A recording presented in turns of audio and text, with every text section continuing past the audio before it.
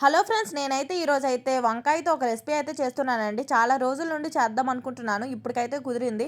ఇంట్లో కూరగాయలు ఏమీ లేనప్పుడు ఒక్క వంకాయ ఉన్నా సరే చేసుకోవచ్చండి. ఈ విధంగా చాలా బాగుంటుంది. ఇక అయితే ఒక గిన్నె తీసుకొని మసాలాలన్నీ వేసేసి కొంచెం ఆయిల్ వేసుకొని బాగా కలుపుకోవాలండి. మనం సేమ్ చికెన్ ఫ్రై ఇంకా ఫిష్ ఫ్రై అవి చేస్తాం కదా, సేమ్ ఆ విధంగానే మసాలాలన్నీ కలుపుకోవాలండి. కలుపుకొని ఈ విధంగా ఒక పెద్ద వంకాయని గుండ్రంగా ఇలా కోసుకోండి. ఇలా కోసుకున్న దాన్ని ఆ మసాలాలో బాగా మిక్స్ చేసి పక్కన పెట్టుకోండి. తర్వాత ఒక ప్యాన్ తీసుకొని దాంట్లో కొంచెం ఆయిల్ వేసుకొని ముందుగా మనం మసాలా పెట్టుకున్న ముక్కలను అయితే వేసేసి ఫ్రై అయితే చేసుకోవాలండి. చాలా అంటే చాలా బాగుంటుంది. ఏదైనా కూర లేనప్పుడు ఈ విధంగా ఒక్క వంకాయ ఉన్నా సరే చాలండి, ఫ్రై చేసుకొని తింటే చాలా బాగుంటుంది. నేనైతే ఫస్ట్ టైం అయితే ట్రై చేశాను. చాలా అంటే చాలా బాగుంది. ఇది కూడా నేను యూట్యూబ్ లోనే అలా షార్ట్స్ చూస్తున్నప్పుడు ఎవరో చేశారు. నేను కూడా ఒకసారి ట్రై చేద్దామని చేశాను.